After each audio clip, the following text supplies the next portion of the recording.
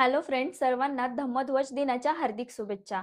आजच्या दिवशी आपण धम्मध्वज फडकवतो, पण त्या धम्मध्वजातील प्रत्येक रंगाला काहीतरी महत्त्व आहे आणि ते आपण या व्हिडिओमध्ये पाहणार आहोत.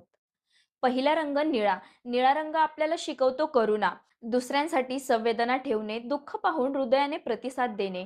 हा रंग सांगतो माणुसकी ही धर्मापेक्षा मोठी आहे. दुसरा रंग आहे पिवळा. पिवळा रंग म्हणजे संतुलनाचा मार्ग. राग, लोभ आणि मोहापासून मुक्त राहून जीवन संतुलित करणे. हा रंग आपल्याला दाखवतो की माणूस जिथे उभा आहे तिथे समता महत्वाची आहे.